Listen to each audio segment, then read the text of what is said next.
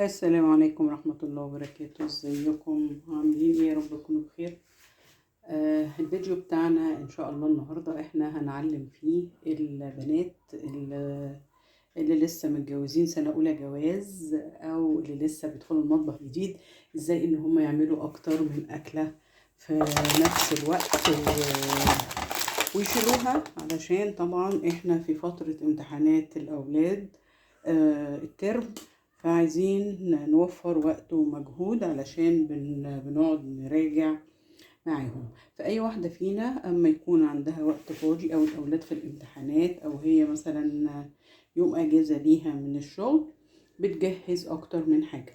احنا اخترنا النهاردة إن احنا هنعمل طبختين بالبصل وبالطماطم، نستخدم واحدة والتانية نشيلها يا اما في الفريزر يا اما في البوتال يا اما في الثلاجه عفوا، علشان تنفعنا في وقت تاني.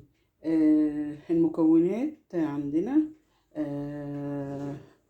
لسه هنوريكم ان شاء الله الطبختين. هنعمل ان شاء الله لوبيا، وهنعمل كفتة رز، لان هما اللي مكوناتهم متوفرة عندنا وموجودة. فياريت اللي اول مرة يشوفني يشترك في القناة ويفعل الجرس علشان يوصل لكم كل جديد، ونصلي على سيدنا محمد عليه افضل الصلاة والسلام. يلا بينا يا حبايبي ندخل على الفيديو بتاعنا، نقول بسم الله الرحمن الرحيم ونبدأ الفيديو بتاعنا. خليكم معايا. اهلا بيكم. هنعمل بإذن الله النهاردة لوبيا، وهنعمل كمان كفتة اللي هي كفتة الرز من نفس الصلصة. يعني بنوفر الوقت والمجهود على المرأة العاملة أو الأم عامة اللي عندها بيبي، ممكن انها تعمل من حاجة واحدة حاجتين وتشيلها في الفريزر لما تعوز تخرجها. زي ما انتم شايفين عملنا بصلتين متوسطين وحطيناهم في نفس الحلة ياخدوا لون زي ما انتم شايفين، وبلينا اللوبيا لها من بالليل مثلا للصبح، او اللي مستعجل ممكن يحط عليها شعرة كربونات ويسيبها هي ساعتين وهتكون متظبطة. والطماطم طبعا رخيصة جدا اليومين دول في السوق، فاخدنا حوالي كيلو او كيلو ونص طماطم وضربناه في الخلاط شفشق، وهنبدأ نشوف هنعمل ايه. ادي الاول البصل بس ياخد لون يصفر يعني. في ناس بتعمل بالثوم، كل واحد بيعمل على حسب الطريقة اللي بيحبها. هو الثوم طبعا موجود جوه الكفتة، مش محتاجين نحط ثوم تاني يعني.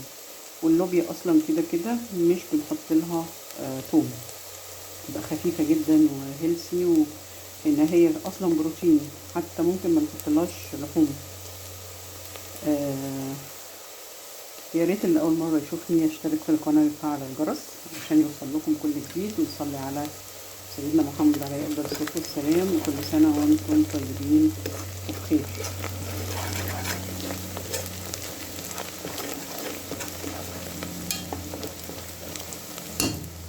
هنبدا نضيف الطماطم بتاعتنا، بس انا بحب اصفيها بالمصفى.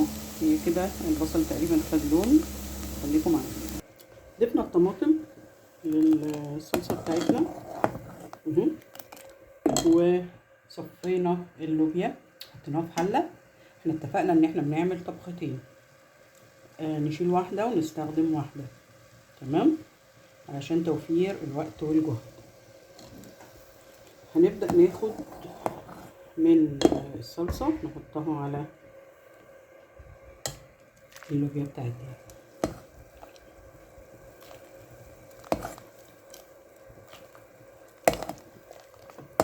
حطينا كمان معلقه صلصه، حط رشه سكر اهو. ادي اللوبيا بتاعتنا هنقلها بقى، نولع عليها عشان تاخد غلوه وتستوي، ونخلي دي هنعملها للاكله التانية بتاعتنا وهوري حضراتكم. ادي اللوبيا بتاعتنا خلاص كده اذا كان في لحمه هنضيف اللحمه، مفيش لحمه هنعملها كده من غير حاجه، تبقى جميله. هنغطيها ونسيبها بقى تستوي، برضو نبقى نرجع لحضرتك. هنا هنطفي عليها لحد ما نجهز الأكلة التانية بتاعنا اللي احنا هنحطها فيها. هنعمل كفتة ان شاء الله. نطفي ونجهز بقى الكفتة. خليكم معايا، يا ريت لأول مرة يشوفني زي ما اتفقنا يشترك في القناة، وهنرجع تاني نوري لحضراتكم. خليكم معايا. دي الكفتة يا جماعة اللي احنا الطبخة بتاعتنا ان شاء الله. الطبخة الأولانية كانت اللوبيا، الطبخة التانية الكفتة بتاعتنا اهي. هنحطها في الدمعة بتاعتنا، تابعوا معايا. وبكده نكون عملنا زي ما انتم شايفين الكفتة بتاعتنا اهي، ودي اللوبيا بتاعتنا من نفس الصلصة اللي احنا كنا عاملينها في الأول عشان نوفر على ربة البيت المجهود. نشيل أكلة ونخلي أكلة ناكلها، ونعمل بقى الرز بتاعنا.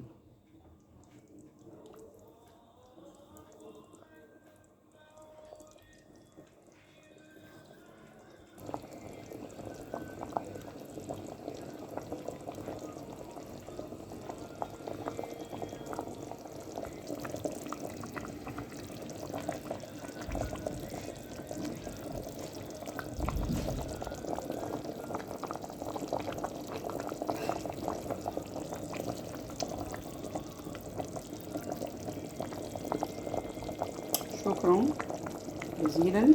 السلام عليكم ورحمة الله وبركاته.